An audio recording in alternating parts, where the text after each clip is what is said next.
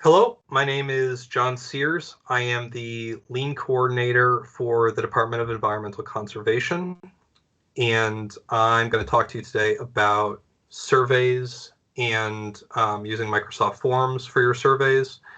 And so that will form basically the first half hour, and the second half hour is philosophy and survey understanding and knowledge.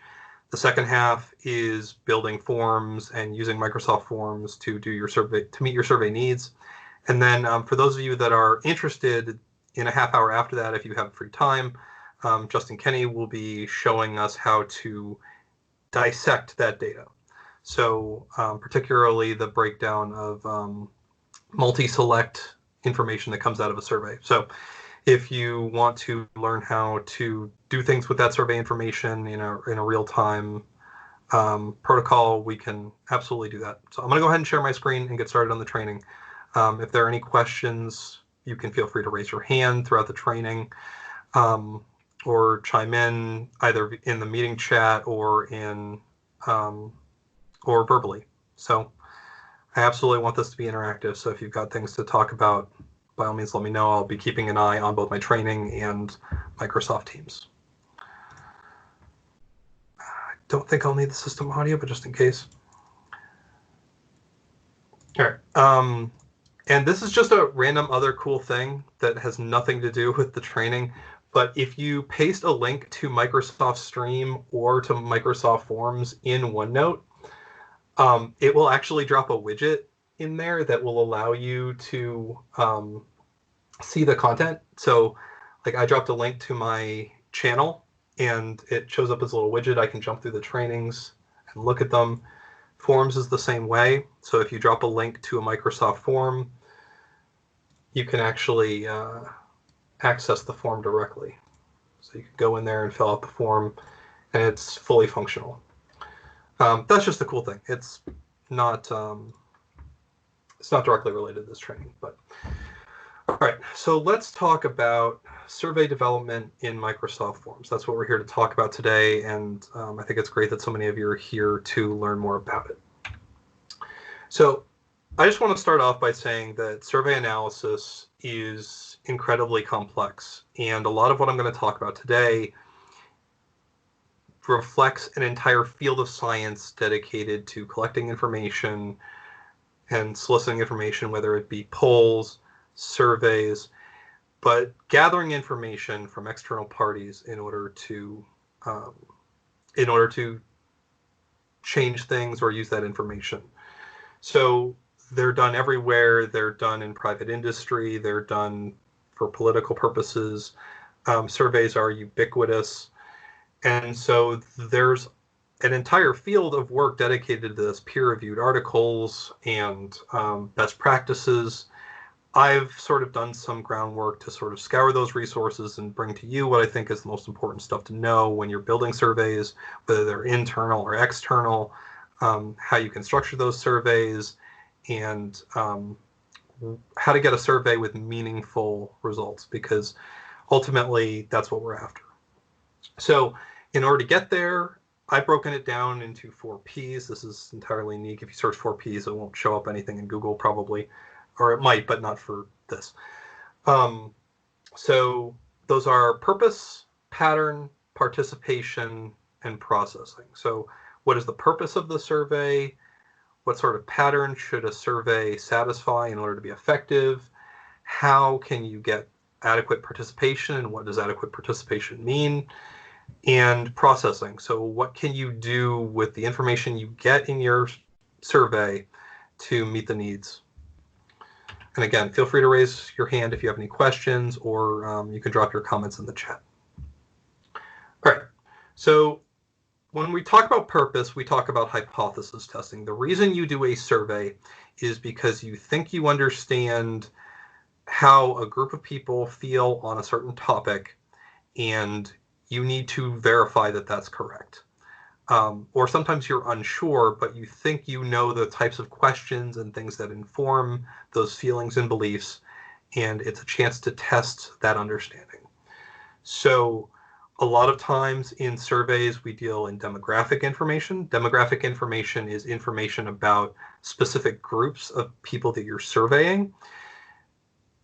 They're really great for understanding if different groups of people believe different things. And if you're not interested in finding out if different people believe certain different things, or if you're just asking someone information about themselves or how they associate, but you don't actually believe that there's any differences in how they might answer some other questions on the survey, then consider asking yourself, do you need to be asking that question? And the other thing is, a lot of times, at least in DEC and A&R, sometimes we're dealing with very small sample sizes where a small number of people are getting surveyed. Statistical significance, as it's generally considered, is having an n equals 30. So 30 people in a group generally means that you can get at some level of statistical significance. So if you are surveying a group of 40 people and you're asking for breakdowns that might put people in the bins of 5 or 6, you may not be getting statistically significant results from that, which means that you cannot necessarily take your sample and say that it applies to the entire population. I'm going to be touching on some statistical stuff, so if any of it seems weird or new to you, raise your hand, ask questions. I would be happy to explain to the best I can on these topics. But it's worth thinking about whether or not the people that you're surveying are representative of the overall population that you're looking at. So that's definitely something you need to consider when building a survey. So how can we pattern our surveys in the best way? So the science on this is fairly robust. And I was actually surprised by some of the results because some of the things that I was doing prior to this counterbalance some of the stuff I found. So I got to just talk through a little bit of that with you. So the idea is start small. So you want to ask questions that ask for an overall impression. And the easier the question is, the closer to the front you want it to be. So if you're trying to figure out how people are dealing with working from home during the coronavirus, you could start by asking them, like, on a scale of 1 to 10, how are you feeling right now? Because you're going to be getting into a lot of heavy stuff, a lot of emotional stuff, a lot of challenging questions. But you want to start with something that's just broad and easy. And there's a lot of reasons you want to do that. It helps get people into the survey. It makes it clear that you are getting information that will be like easy to ask, at least in the beginning. And you will end up tying a lot of the hypothesis testing and analysis you do on that central question, so that you can say, like, people that are happy are feeling this, people that are sad are feeling this. And it opens up a lot of possibilities for analysis. Your demographics and personal questions should go at the end. One of the primary reasons for that is a lower risk of alienation, so some people don't feel comfortable talking about themselves or including that information in a survey. So you ideally want them to have already participated in most of the survey before getting to that. And that sort of gets at another piece of this question, is that best practices for surveys is to make it as few questions as you can mandatory. You don't want to make people uncomfortable in your survey if you can. And there are a lot of ways that you can make people uncomfortable, and we'll be getting into that in a little bit. So you want to maintain rapport with the respondents as long as you can. And if you are asking some uncomfortable demographic or personal questions, consider the use of for statistical purposes, implying that, like, you're not going to use this to sell them something, or that, like, you're going to be looking over this with intense scrutiny, but that it's for analysis and it's to better serve them in the future. And when it comes to length, shorter is always better. We're going to be getting into some best practices later, but I've seen some really, really long surveys. And people can lose interest real quick in completing a survey, and it can definitely lead to a decrease in the quality of the data that you're bringing in. The only way you can really shorten a survey if you need to ask certain questions is by using branches. So you can use branching logic, and we're going to talk about how to do this in Microsoft Forms, but you can use branching logic to only subject certain people that answer certain ways to certain questions. So your question could be your survey could be 15 questions long, but if you have 5 initial questions which hit everyone, and the last question of that is a yes or no, and then 5 questions are for the people that answer yes, 5 questions are for the people that answer no, it's a 10-question survey for the people that are taking it, even though you built 15 questions. All right. So I definitely see your question, and you said it's for later, so I promise I will come back to it. All right. So also when we're talking about pattern, we have to talk about questions. And there are 5 big no-nos when it comes to designing questions for surveys. There's a whole science and an art to building survey questions in an appropriate way, and I didn't feel comfortable going into all of them because there are entire papers written on the subject. But I want to highlight 5 important ones that I've seen crop up quite a bit, and I want to talk about those types of questions. So the first is leading. Those contain wording that might sway respondents to one side of an argument. So we'll be taking a look at examples for these, but you don't want to bias the answers to your questions. If you do, you'll get the answers you're looking for, and then you want to learn anything. The second of these questions to avoid is double-barreled. And what those can look like is if you're actually asking 2 questions, but framing it as one question, it makes it impossible for the person taking the survey to actually answer appropriately to one or both of them, because then they have to ask questions like, well, does it apply to both, or does it apply to one, and sometimes this but not the other? And if you're making them jump through those kinds of hurdles, you're getting not as good data. The next is absolutes. So absolutes are words like always or never. You want to avoid absolutes, because if you're asking someone a question that is an absolute, then if one instance happens that is outside of that, then they have to answer a certain way, and that doesn't necessarily get at the kind of information that you're looking at.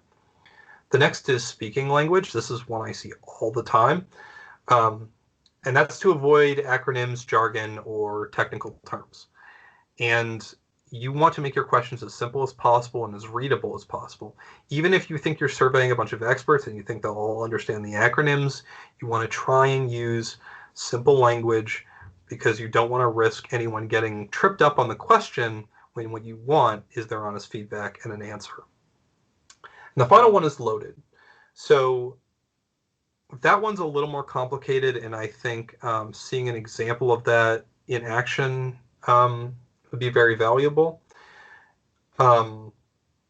So we'll sort of uncover that one as we go, but basically it forces the hands of the people that are taking the question, and it could mean a question that doesn't really reflect to them, but they don't have an option as far as how to answer it.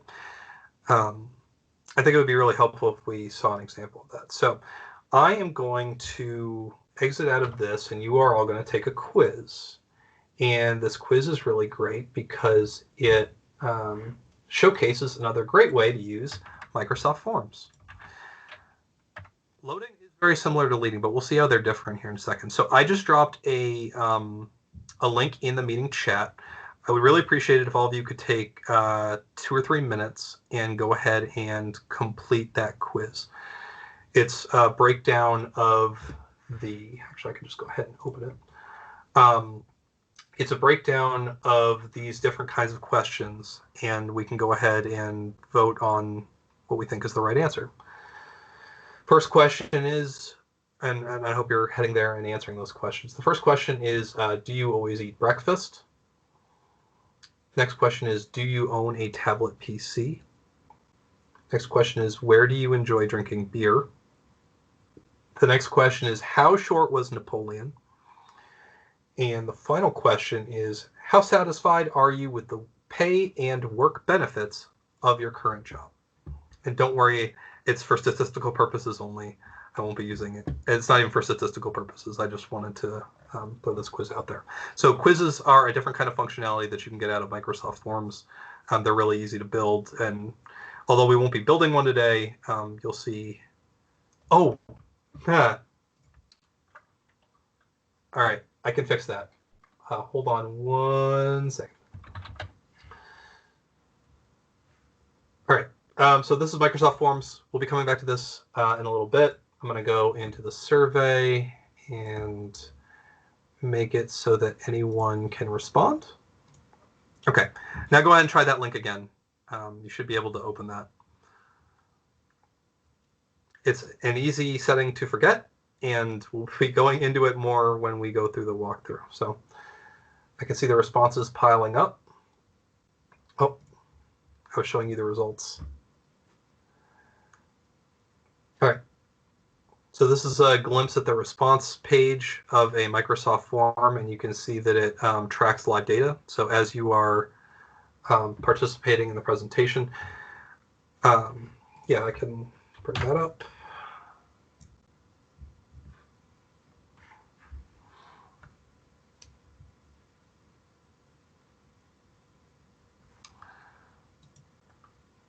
All right, that seems like some good participation. All right, do you always eat breakfast? Most people have said it is absolutes, and that is a great example of absolutes.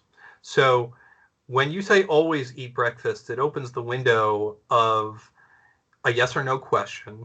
But if you don't have a breakfast, you have to say no. You don't have a choice.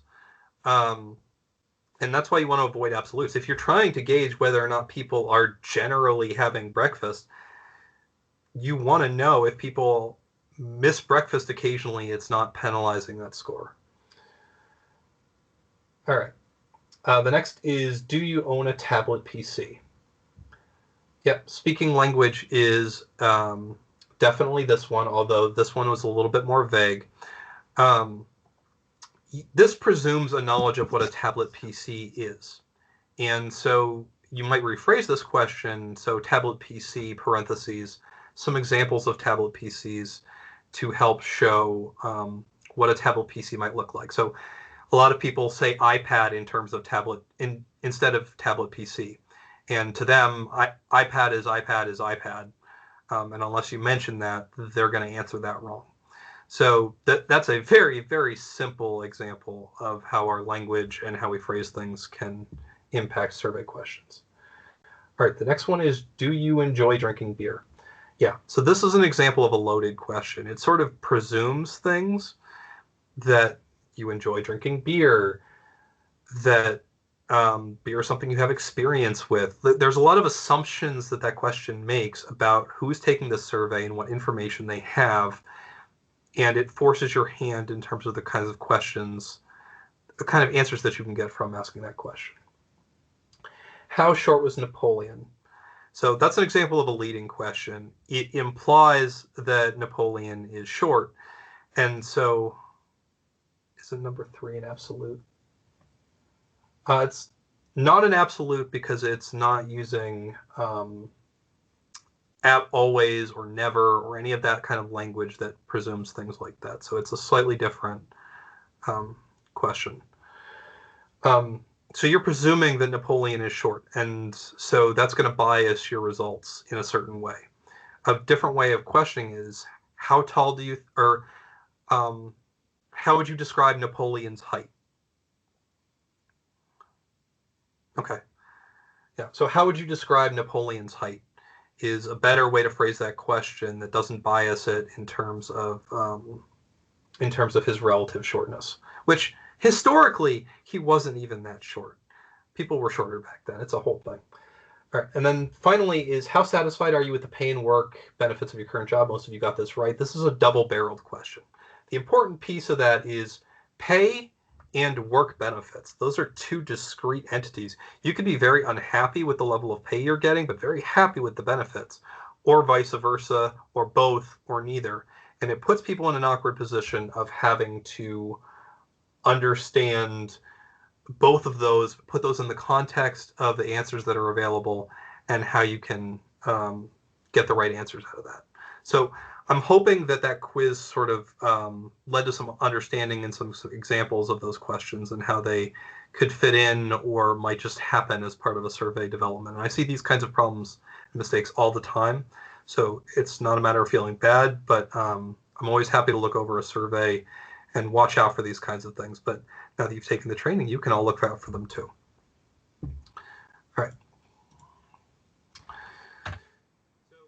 The other piece of the pattern that I want to talk about is open versus closed-ended questions. So they serve two very different purposes, and I see them used often interchangeably.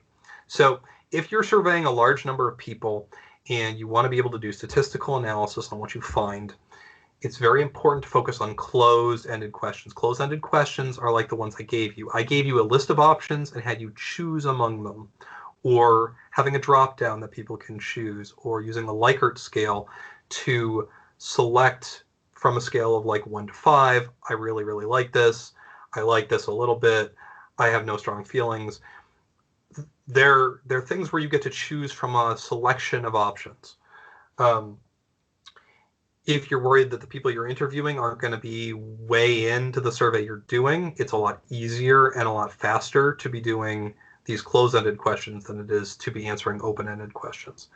They're much better when you need the quantifiable data.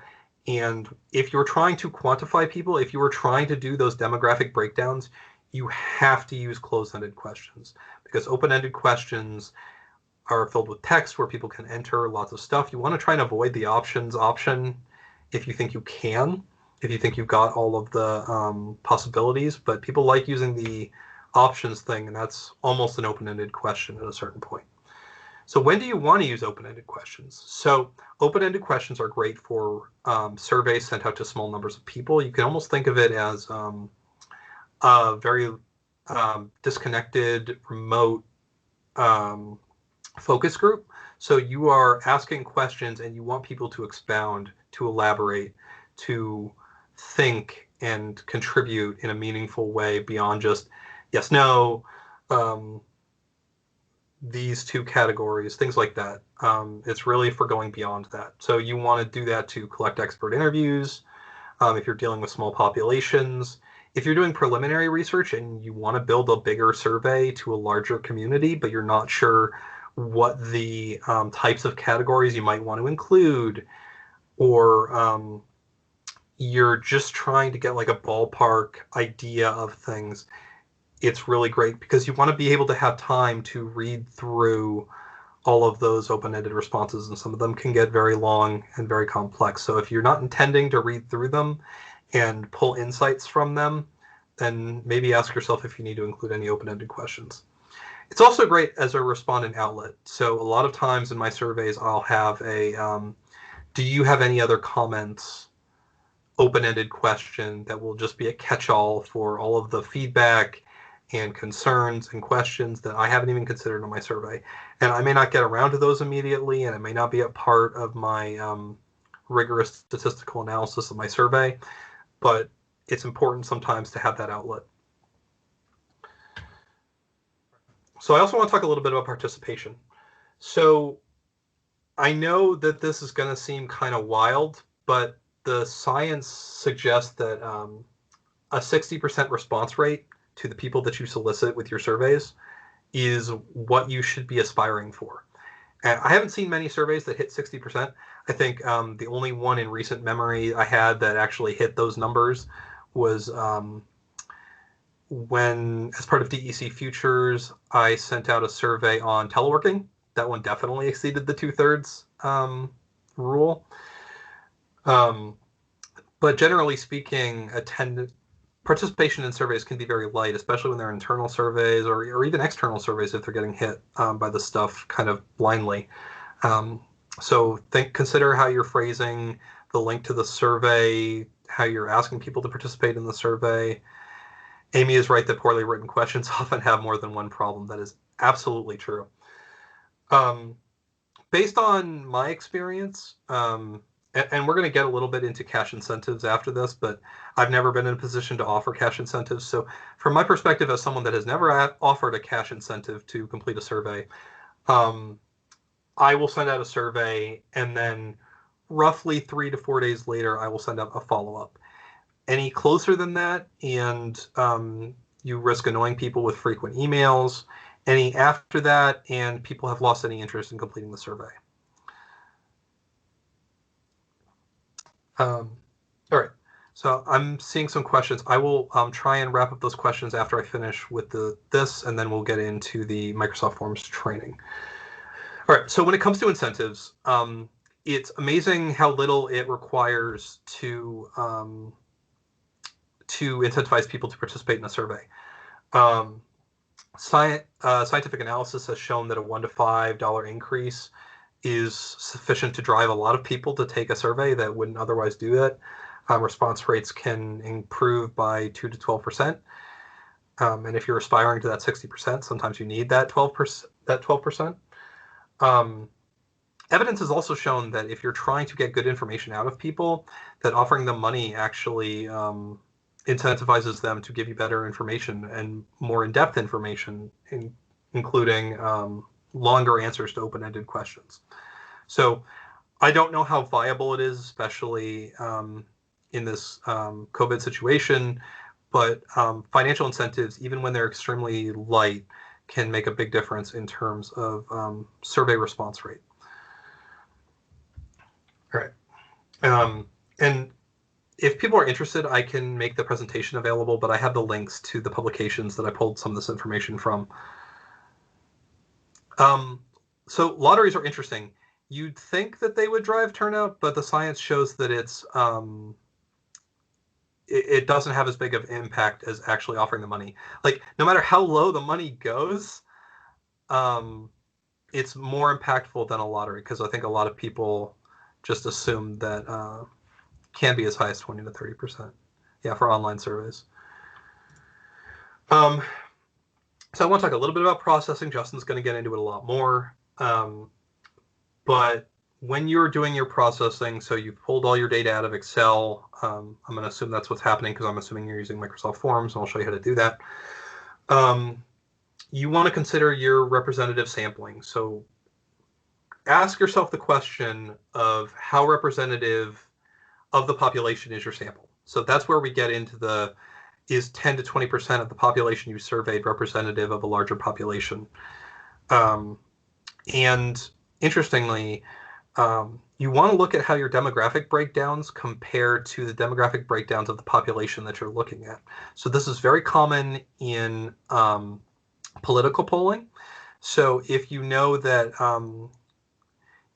registered voters are much more likely to vote than all participants, you can weight your survey differently based on the registered voters and their voter affiliations. So if you know, so a lot of talk has been made in recent polling about how education is a major factor that people can use to weight. So if you know that 20% of the population has college degrees, and you get 40% of your survey respondents come back with higher education degrees, you know that you have to weight the population that you sampled that is not highly educated higher in order to be representative of the population. Those are the kinds of adjustments that you can make based on this.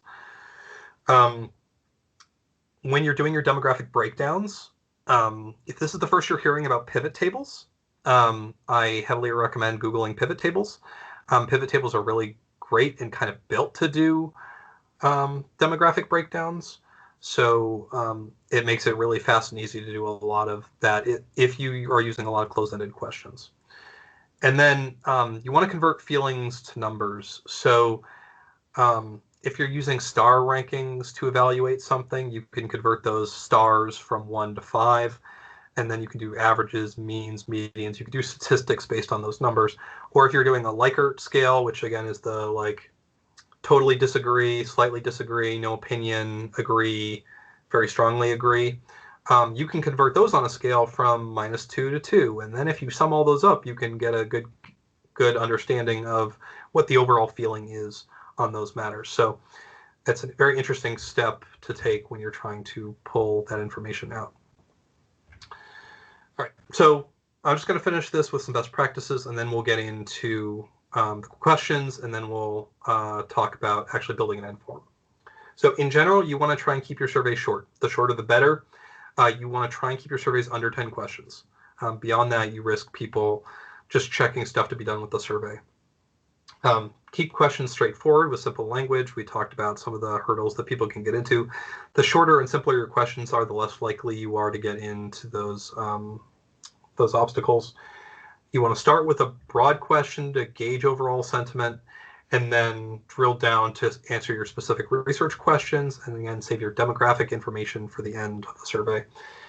And then a few days after the survey goes out, again, 2 to 4 days, I think, is a reasonable time frame, because it allows people in that first wave to take it, and then people that need to be reminded, oh yeah, I wanted to take that. I generally don't send one after a second, because if people haven't taken my survey after 2 emails, they're probably not going to take it. You get really rapidly diminishing returns on follow-up emails. I've experimented by adding 3 or 4 emails. I've experimented with different lengths of time, and the 2 to 4 day window really seems like the best to get people that were intended to take the survey to take the survey. And then there's just a little flow chart at the bottom for how you want to phrase those questions. So ask yourself, how many respondents are you dealing with? If you're dealing with many respondents, 30 and above, perhaps, you want to focus on unbiased and closed-ended questions. If you're dealing with fewer people, you can comb for expert opinion with open-ended questions. All right. So the next step is the Microsoft Forms walkthrough. Go ahead and drop some questions in the chat if you have any.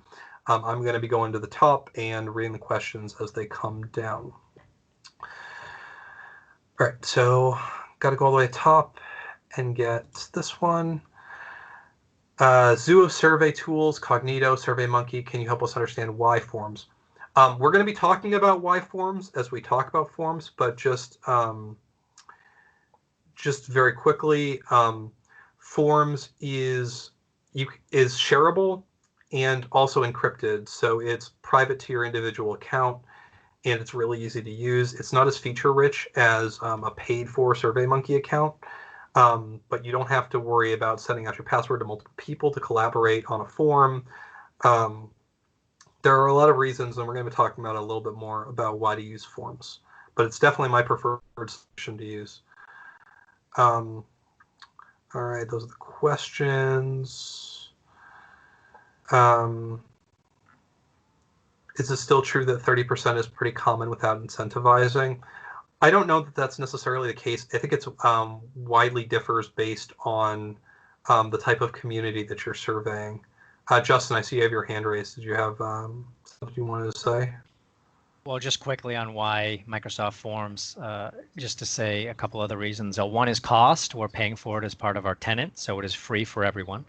Also integration, so it integrates with our tenant and all of our Microsoft Office 365 products, so it makes it really easy to use the data and send out the forms. Trainability is another one.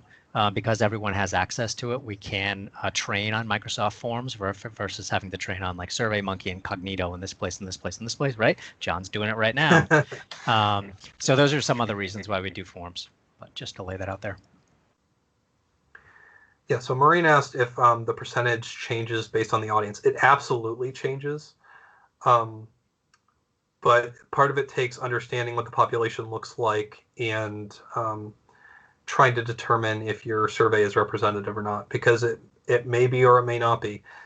I understand that 60% is really high, and I rarely see that. So really the question is it representative, and how representative is it, and how maybe can we tweak it so that it's more representative of the overall population? Because that's, I think, the more common hurdle that you might have to overcome. Okay, we talked about lotteries. The science is pretty conclusive that lotteries don't make a huge difference. It's minimal. You're better off just paying everyone $1 to do it. So So a question has been asked about the survey participation as technology has changed. So there's a whole discussion in the polling community about phone polls versus online polls. Although polling is more accessible than it's ever been, the quality of polling is still widely different between online polls and phone call polling. There are other breakdowns too of like calling house phones versus calling cell phones. For a while, phone callers weren't doing cell phones, but there's lots of reasons why that's not great anymore. So it's definitely more accessible and people can do it more easily now than they ever have before, but I don't know that it has increased people's participation rates because you really need to care about a thing to do a survey. All right, yeah, Justin put in from SurveyMonkey that response rates can be as high as 20 to 30%. That's more along the lines of what I generally see. Even our employee engagement survey, Justin, feel free to correct me on this, but I think it's below 50%. I think it got to 60% once, and it was really good. It hovers around there. Yep. Yeah. Reading question. Yeah. So response rates can be really different, and also like it matters that we are a state government, sometimes soliciting people outside of state government. There might be a reluctance to take a survey or put any information into the state that they don't already have. So be wary of that and make sure you're clear that like your survey will help improve data. Like Amy Galford's working on a survey right now, and we talked about the kind of language that we can put in there to make sure that they know that them participating in the survey is very helpful. All right. Demographic questions do count. They count towards the overall question total. So I would try and limit those to only the key breakdowns that you're intending to make. And absolutely, you have to be very careful with the statistic tests you use. I'm not going to get into p-tests and t-tests and all that stuff, but try and make sure the numbers are over 30 so that you can at least claim statistical significance. Okay, so I want to have ample time for the tool itself. So we're going to go ahead and get into that now. So I actually don't feel like I need a lot of time because there's not a whole heck of a lot of complexity to using Microsoft Forms. You all have access to this, as Justin said, through the Office 365 cloud. This little 9 dots here, if you're anywhere in the Microsoft Office environment, you can find that and go to Forms. And it will take you to a page that looks like this. You can also just go to forms.office.com and it will take you to the same page. I have a lot of surveys, so you can sort of see the wealth of surveys that I have. Let me scroll down to the bottom. App Waffle. Yes, it's definitely a lot of surveys that I put together. So you'll notice right off the bat that these are my forms, and the buttons to click a new form or a new quiz are right here. You can also find ones that are shared with you, so you can share a form with anyone in the state government client. And you can even have a group form. So if you are part of a Microsoft team, you are probably part of a group. And so your team can work collaboratively together on a form. Yes. So I will talk about embedding forms in PowerPoints. It's a fun, cool thing that you can do that like is just wild to me that it works. Because I think for a while it didn't. Okay, so I've got a whole bunch of surveys here, but we're going to go ahead and create a new survey from scratch. So I'm just going to go ahead and go over here to New Form. I'm going to click that. So this is the typical format of a new form. It's unentitled form. And if we want to add questions, we go right here. The place to collect responses is a separate tab from the actual creation page. So I am interested in collecting information on how your pets have been handling coronavirus since you've probably been home a lot more. So I'm going to go ahead and call my form the pet feeling, I'll call it the COVID-19 pet feeling survey. So you'll notice that I typed that in. it just allows me to type it in. I can add a picture to it if I want. So I can go ahead and throw the DEC Continuous Improvement logo up there and hit add. And it will add that to the title of my survey. And it will size it. And you can add alternative text for screen readers, which you want to try and do if you're hitting a wide audience and you might be dealing with those kinds of folks.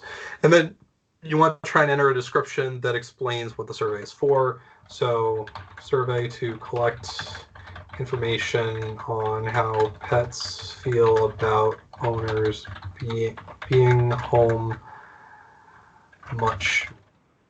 Okay. So, and now if I click away from that, it sort of shows me how it's going to look. And now I'm ready to start adding questions. So all I have to do is hit add new. So I'm going to add a choice, and I am going to say, do you have any pets?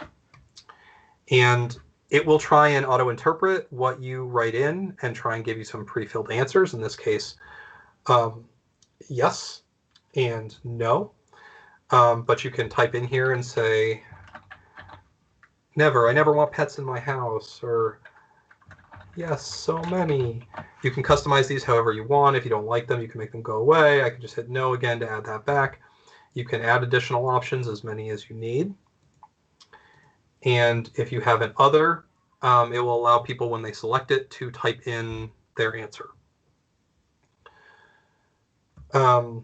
So that is the basics of building a, yeah, that's fair, Linda. Always try and use accessibility options when there's the ability to do so, because you never know who will be taking your survey. So there are a couple of options that you have. So you can copy the question.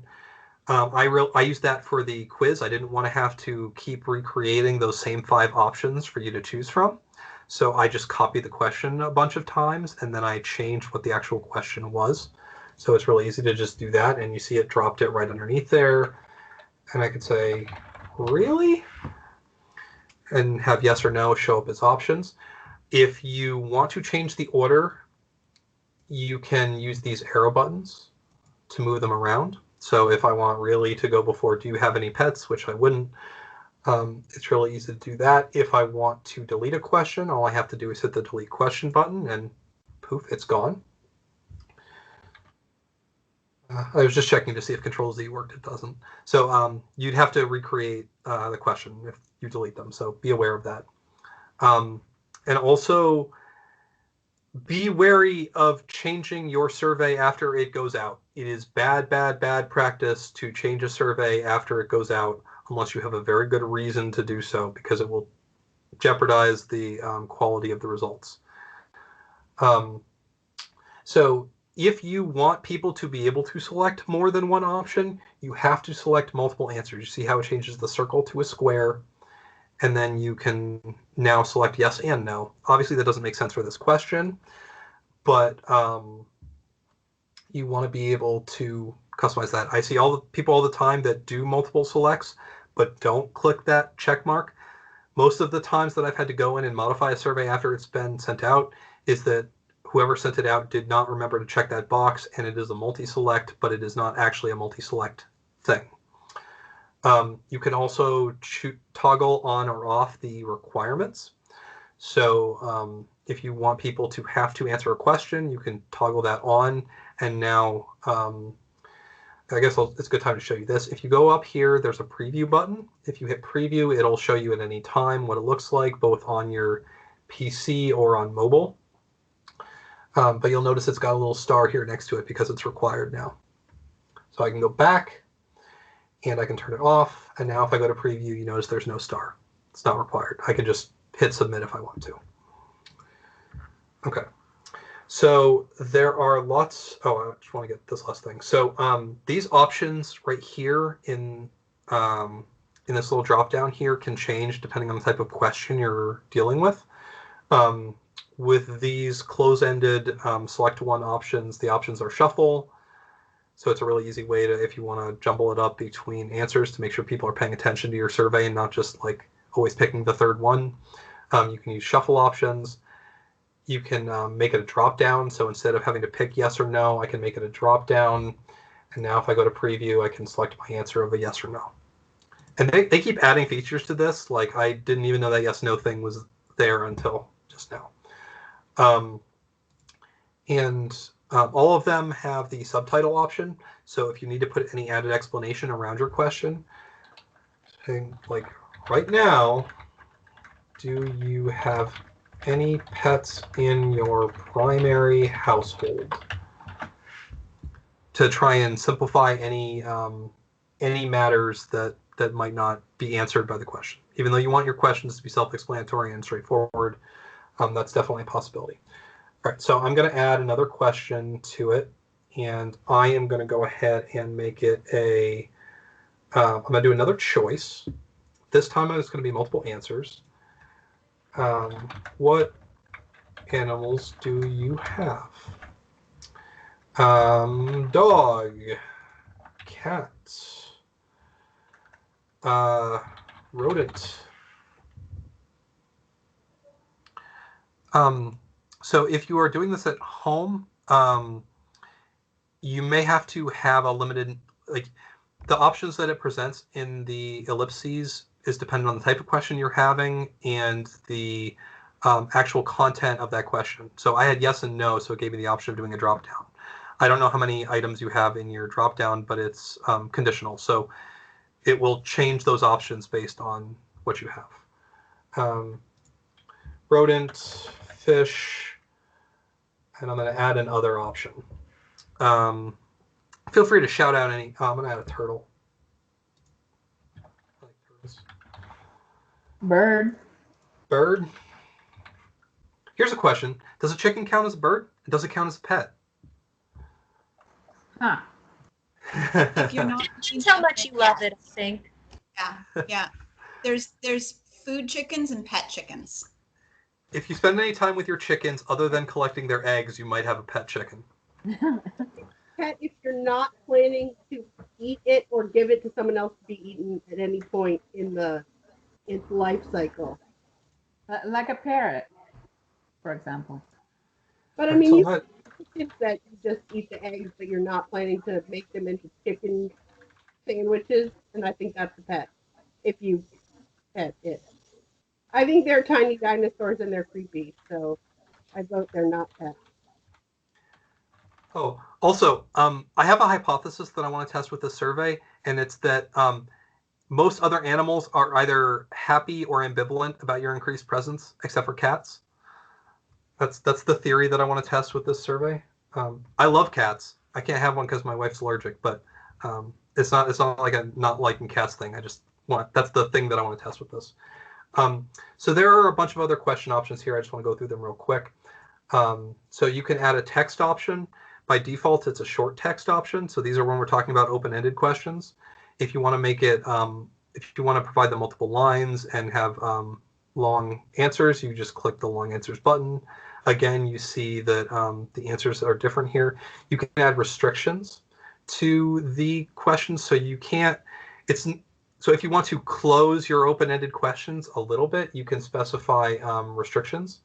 It's especially useful if you're tracking numbers. So if you're asking like how old is someone and you don't want to provide age ranges, which you should provide age ranges for them to select so that you can bin them more effectively. But if you need to provide a number and you want to make sure they put a number and type and put the number 11 instead of typing in the word 11, you can set those requirements. Going to go ahead and delete that and add a new question. I'm trying to keep this simple so that Justin can work with it after we're done. So I use the rating one for the increased presence. You can add labels to the 1 and 5. So I could say very unhappy to very happy. This might not be the tool that you would want to use for this because when we were talking about that, then we're talking about Likert questions. So Likerts are a really convenient grid-based format. So you can specify the individual options.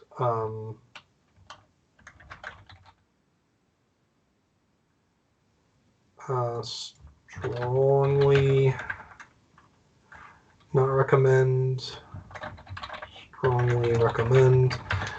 And you can customize these pretty well. You can add additional options. You can add additional statements, and you can have multiple lines of these. You can, again, add the requirement. Some of the features here, if you're familiar with a paid version of SurveyMonkey, you might notice that it's not incredibly feature-rich. But it's got most of the core features that any survey tool should have. And the other thing that I want to add is it's very similar to Google Forms, which is also free, but this is in-house. It's not Google hosting your data. It's Microsoft. It's behind government client. You want to use this tool when possible. As results come in, you can check out the responses, and we'll get to see that in a minute. The other thing you can do is you can theme them. So you can add pictures, or you can choose custom color palettes. There are a bunch of default custom palettes. You can just add those or change those very easily. There's a lot of important stuff hidden up here in the ellipses, and those are the branching, the settings, and multilingual. So first I want to talk about branching. So oops, here's one thing I do want to do. You can also add sections. So I'm going to go ahead and add a section. And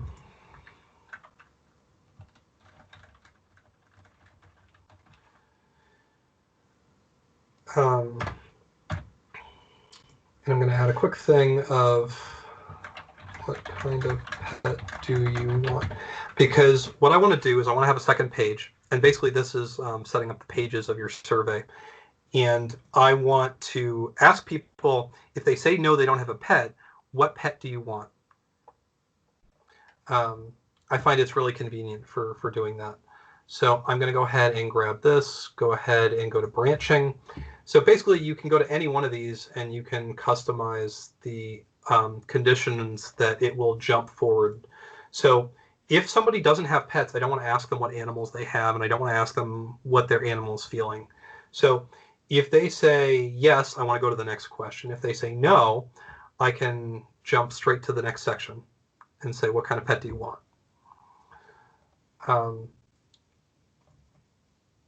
It's that simple. You can do multi-branching things. What if they don't want a pet? Why would you not want a pet?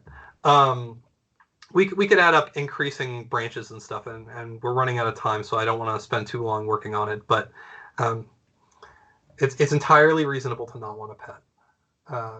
And you can also reset the branches if you end up setting some complicated thing. But yeah, you can jump to any question. You could even say, so if we added a never option to that, where you don't ever want a pet, you can jump right to the end of the form. So if we want people to be done after they say no, you can just be done. But I want to figure out if people want pets. So I'm going to go ahead and leave that in there. So there's some important settings in here. It doesn't look like there's a lot of checkboxes, but they're actually really important checkboxes. So the first one is who can fill out this form. So anyone with a link can respond is really useful for, obviously, for external parties. And basically anyone can take it and anyone can do it. They don't have to log in. They don't have to do anything. Anyone with a link can take the survey. They could do it on their phones. They could do it on the web. They could do it anywhere. So why would you want to do only people in my organization can respond? So part of the reason that you want to do that is because you can record the name. So I've seen a lot of surveys where you have to ask, like, what is your name? Like, what is the date? Things like that are recorded automatically as part of the data when you record name, and you can choose to cap respondents to once per person. You can't do that unless you know who's doing the survey. So if you're doing an internal survey, you want to try and use this so you don't have to ask people who they are. The survey will just tell you. And then you can, if you are done with the survey and you don't want it to be available anymore, you just uncheck accept responses, and you can have it give a message when they try and take the survey. You can put an end date or a start date. So if you want it to be open during a certain time, if you had more questions, you'd be able to shuffle them. and you can customize your thank you message. So after people are done completing your survey, you can choose what it says. All right. You can also select additional, well, you can add additional languages, I guess. I haven't tooled around much in there, but you can make your survey available in multiple languages if you're interested in those accessibility options. Okay, so what I would like you to do now that all of you have, I want to talk about sharing too.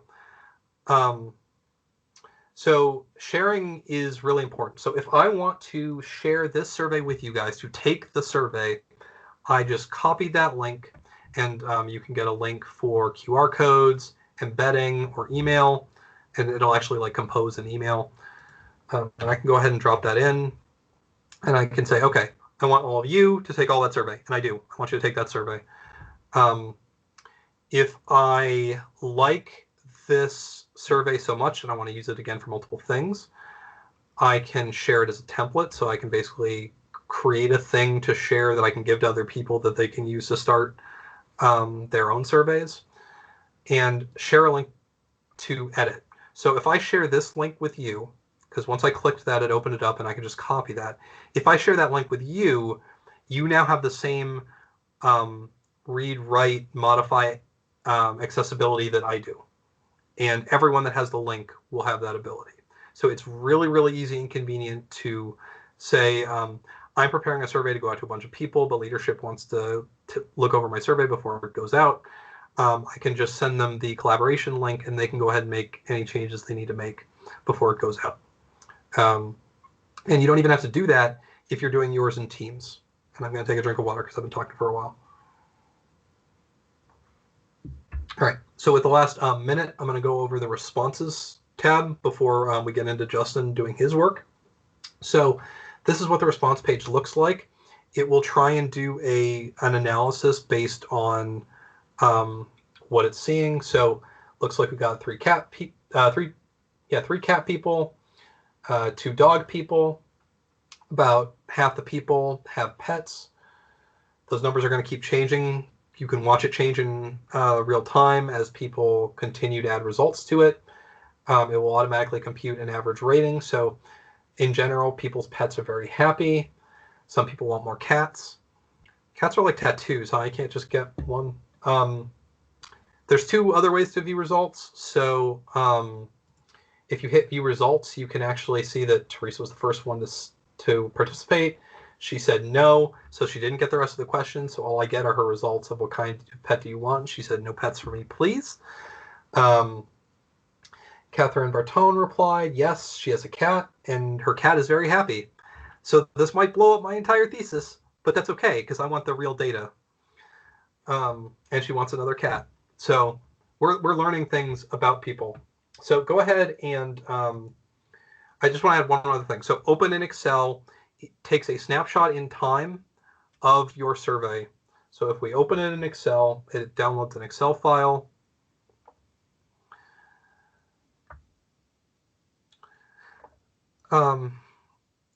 Well, so if you want to shorten the link, one of the easiest ways to do it actually is to just drop it into OneNote, because I dropped the full link into OneNote and it gave me back this, which I was able to drop into the chat, and it does it for Microsoft Forms too.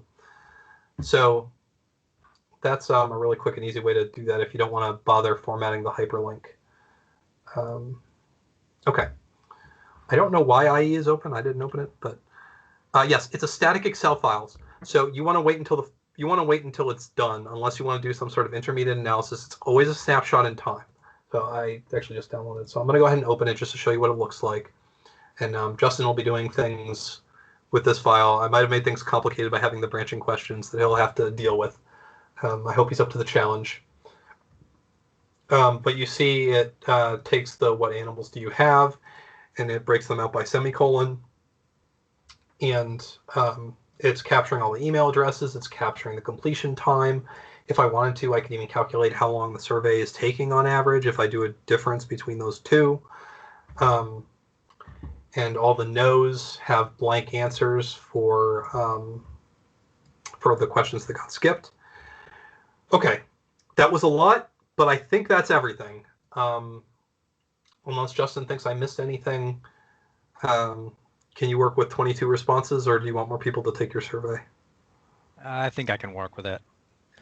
Hey, Okay. John. There's only one that multi-selected, but that'll be all right. Hey, John. Yeah. Couple questions. Sure. Is there a way to like limit the number of times one person can take it, like whether they can edit it after they've submitted it or not? Then also, I think Catherine or Katie asked if it can be anonymous. And then also, like I know on some other ones, there's just ways of like locking down, like if people can submit another response after they've submitted, like that type of stuff. So based on the current settings over here, it is one response per person, and it's recording the name. You can, I'm vaguely remembering a choose to be anonymous option. If you don't record the name, it'll be anonymous. Yeah, it'll be anonymous by default, but I think there was a way to choose to be anonymous. But yeah, anyone with the link can respond will automatically make everyone anonymous, and then you can just include a name field if people want to offer up that information. And you cannot edit the responses in here, and I don't know why you would want to. I mean, so you can go into view results, and you can look at people's information, and you can delete individual responses or print individual responses, which is really convenient if you're trying to capture an individual's open-ended responses. Yeah, and you can just share a, you can either print the summary or create a summary link. So if you just want to share with leadership what it shows here and you don't want to do any additional analysis, that's a thing that you can do. Okay, so here's what I'm going to do. Is there also a take again option? Yes. So by default, if you do not have the only one response, it offers you the option to take it again automatically. I'm pretty sure that's the case. So Justin, I am going to take my collaboration link and I'm going to go on to Microsoft Teams and I'm going to go ahead and send you that collaboration link so that you can go in and download that Excel file all on your own.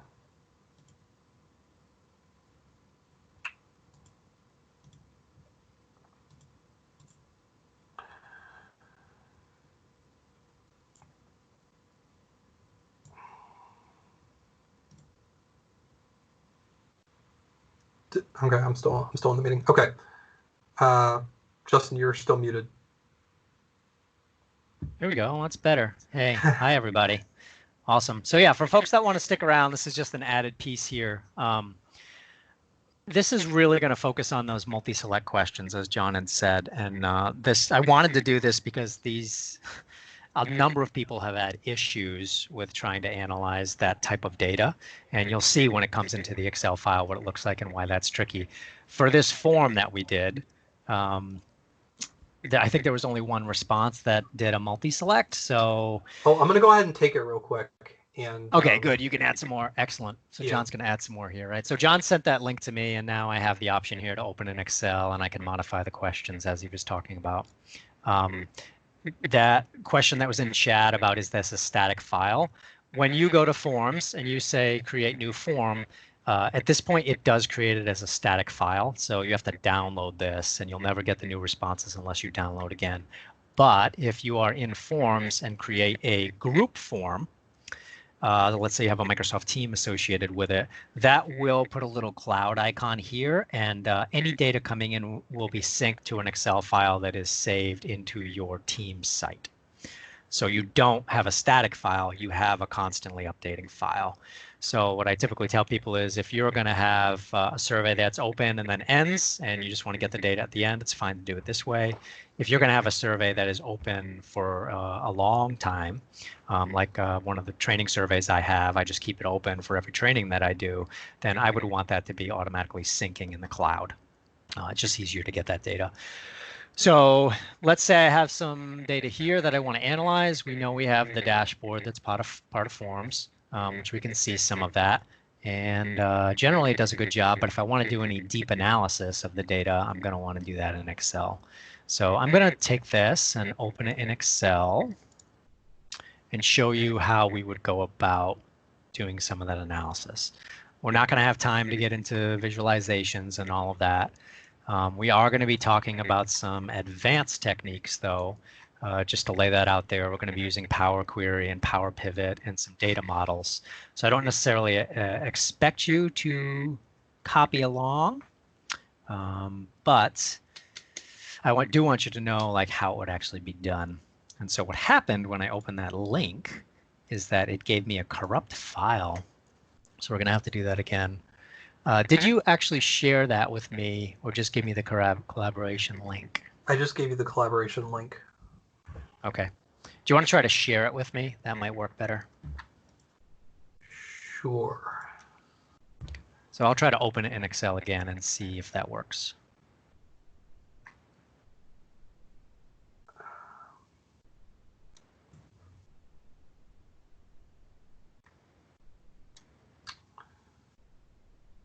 The other option, John, is to just send it to me.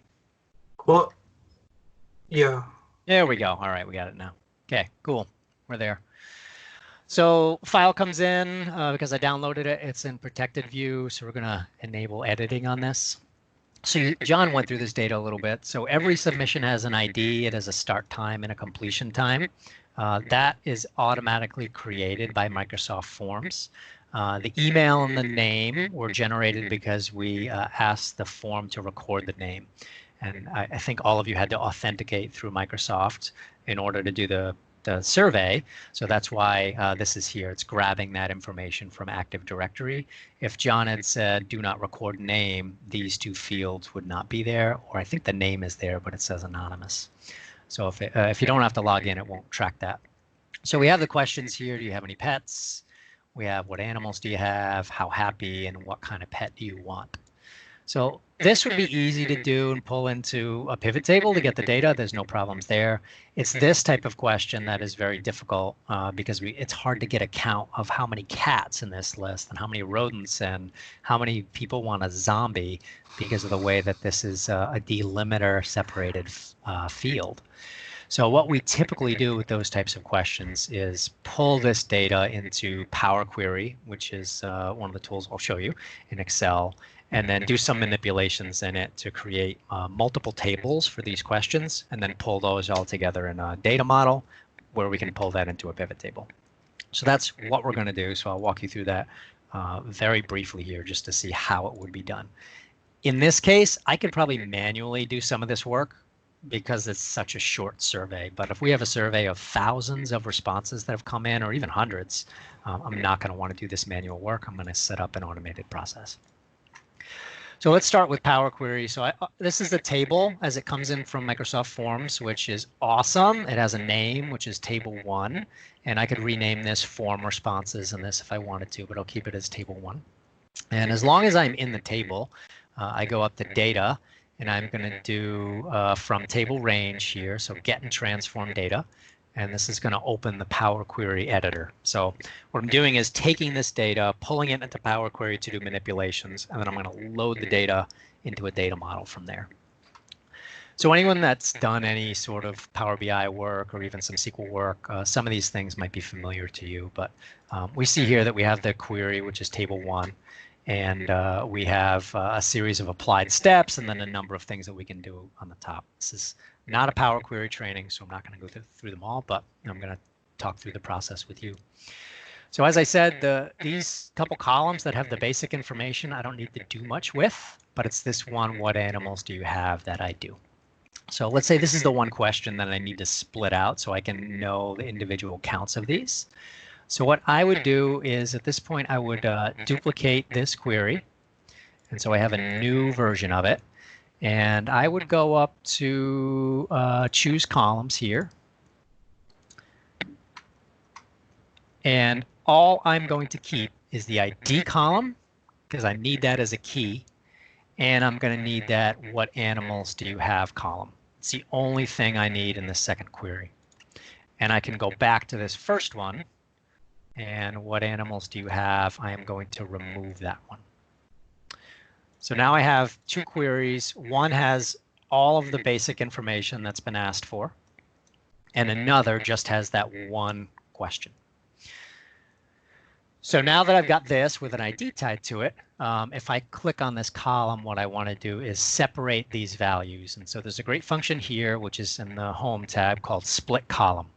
So I'm going to grab that, and I can split by a lot of things, but I'm going to split by delimiter.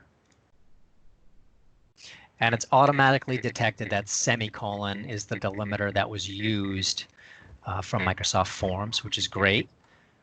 I can choose leftmost, rightmost, or each occurrence. I'm going to choose each occurrence because for someone that chose multiple, I want it to split at each of these points, right? Because I want to make sure that each of these are unique.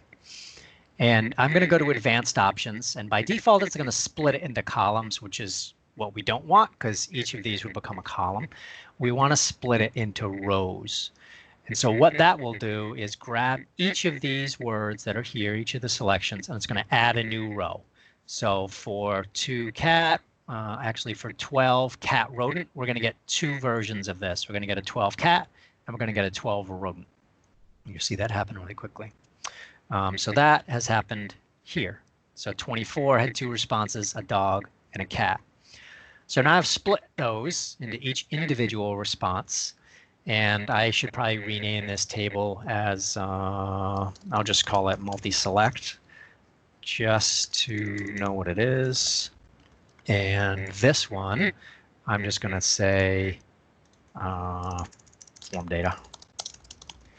And that will be fine. So I've got these two queries built. And that's all I would need to do because we only had one multi-select question. If I had multiple, I would do the same thing, duplicate the query and create multiple tables for each of those individual questions, again, keeping that ID column there. So now that we've got that, all I need to do is close and load this. And so I'm going to say close and load to.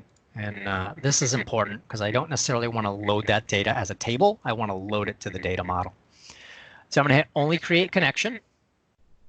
So it won't load it specifically here, and I want to add this data to the data model. And when I hit OK, it's going to do that in the background. You're going to see my queries here. Also pop up on the right. And we'll let that work. And so our form data and our multi-select is here, two separate queries, and I can preview the data for each of those here. And those have been loaded into my data model, so that's good. So if I go to Manage Data Model, I'm going to see both of those tables, and you would have to have Power Pivot enabled here to do that. I'm going to go to Diagram View, and I'm going to take this Form Data ID, and I'm going to link it to the ID in the multi-select, right? Because it's actually the same ID. And so there's the relationship between the two. It's a one-to-many. For every one form ID, there's many multi-select IDs, and it's a one-way relationship. With that built, if I then, well, so now I go to enable content. If I then go here, and now I want to do some data analysis, and I say, okay, I'm going to insert a pivot table. I'm going to say use this workbook's data model. So that happens by default when you have a data model. It's going to want to use that versus this. So we're not using this, we're using the data model. So this data basically is sacrosanct. We're not going to touch this data because we always want it to be the data that came in. In the query, we do the manipulations, but we keep the data set that came in as is. We don't actually modify that. But I'm going to do it here in sheet 2, 1A. Use the workbook's data model. I'm going to hit OK. Now you'll see I got a pivot table like we normally would do, but instead of just having one table, I have my two queries, and you can see that the data source here is a query. And if I wanted to, I now can pull in, let's say I'm going to pull in a, we'll pull in this, what animals do you have here? And so all of those are individual. And if I were to pull in the ID, and we do, rather than a sum, we're going to do a count of those. And that's my data analysis on that question very, very quickly. So one person said bird, 11 said cat, 12 said dog. Actually, there were a bunch of nulls, and then for some reason there were blanks in the data set too, which I would want to go back into the query to check that out, which I think a blank would be people skip the question, I think. And some people just didn't answer it because of the branching logic, right, John? Yep. Yeah, people who skipped would probably get a blank, right? No. So we could just say, well, we're not actually going to take the blanks, get those out, and now we have null. Yep. So that's how you would handle that. And now that I have those relationships built, I could be doing all sorts of other stuff with this type of analysis. We could be looking, let's pull this in and see how that works. So that's, do you have any pets? The number of people that answered yes. That's not very telling in terms of anything there. You wanted to see how happy is your pet. So you might have to modify this. So these were the column labels here. So 1, 3, 4, and 5 were the categories, right, John? Because you get a star rating on that.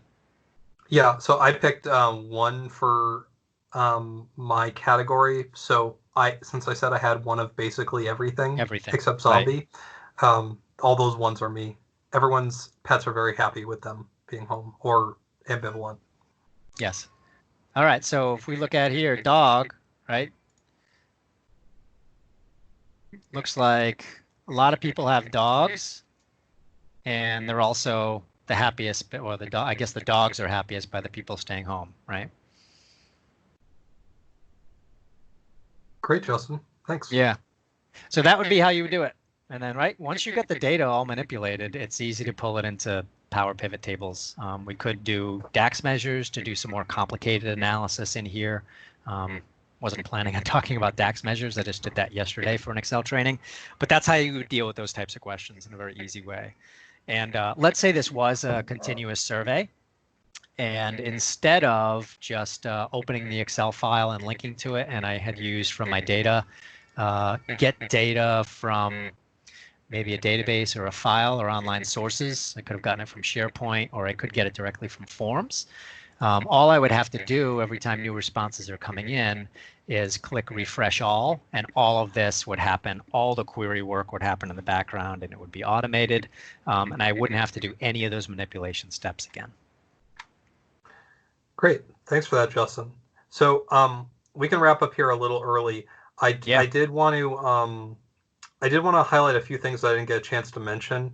So Justin mentioned as far as why you would use Microsoft Forms is its interoperability with the other Office 365 suite. Where that really comes to the fore is for things like using Power Automate or Microsoft Teams. So it's a Teams tab that you can add. So I know in DEC we've added a couple of those as like a suggestion box, or I added one recently that was for submitting continuous improvement efforts that I haven't been a part of. So there's continuous improvement going on across DEC all the time, that much of which I'm not aware of. But there's currently a tab on one of our channels that is for collecting that information. And what's great about Forms is it's a really handy trigger for Power Automate. So when someone uses that form to submit the work that they've done, it will automatically take the information from that form and post it to Microsoft Teams so that everyone can see the great work that people are doing. So Forms can work with all that stuff. It's a really great tool, and I encourage you all to go forth and try it. So I guess with the last 9 minutes, I'll hang around if there are any questions or concerns. And if not, y'all have a great afternoon.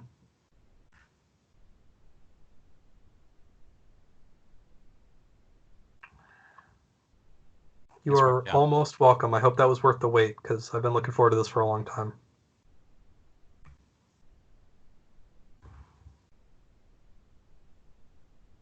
So I guess, well, I meant to say something, but I forgot. But if folks are still on, I was noticing when you were making the questions, John, and we were talking about like deleting them or changing them. I wanted to mention that you can't change a question to another type of question once you've created it. Yeah. You can actually do that in SurveyMonkey, but not in Microsoft Forms. I'm not familiar with StoryMap.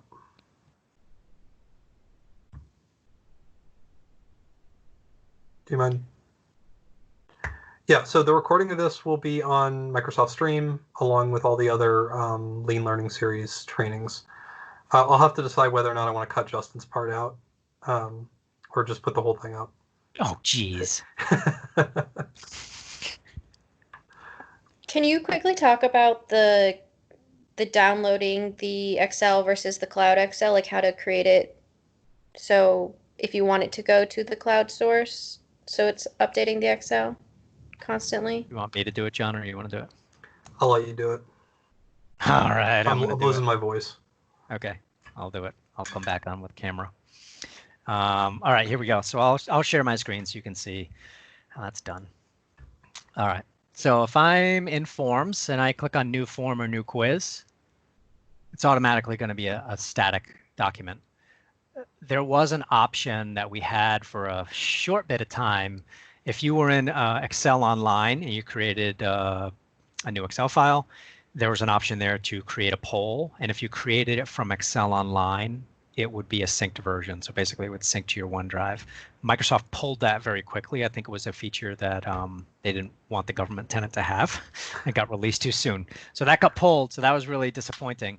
But if you do, let's say, a group form here. So instead of just being here in My Forms, because these are tied to your account, if I go to Group Forms, and you can see View My Groups, there is a form. Let's see, which ones do I actually have? Oh, yeah, Chief Performance Office one. This is a sample service request form. Haven't done this one yet, but you see how there's this little cloud icon right here? So there's the Excel, and then there's a little cloud down there. Because I've created this as a group form using one of my Microsoft Team groups, it saves it into the team files, which are in the cloud. And so it's automatically syncing response data to this. So if I was in Excel or Power BI, I would only have to get the data from wherever this is in the cloud, and it would automatically sync all the time. So that's how you do that. You just go and you would go to your groups, whatever groups you're in, and you would do a new group form or a new group quiz. It'll pop up here, and then that'll sync to the cloud. That's really the only way to do it right now. Unless you go hog wild with Power Automate. Automate. Yeah, so which would be every time a new form response is submitted, pop it into a specific place, which I do have one where we test that out, this Power Automate test form. And I have a flow that every time a response is submitted here, it goes into an Excel file that's in my OneDrive. So that automatically runs. It's not a complicated flow to do. Do you want to actually see the flow, or you're like, nah? Because I could show it, but I think showing the flow would be interesting. okay. Okay. Cool. What were you going to say, John? No, don't do it. Well, it's slightly off topic, but it's fine. Okay. Well, if other people have questions, then I'll just if people stay through the recording all the way to this point, then this will be their reward. So here's the Power Automate Forms response test. Just show you how that's built. Edit.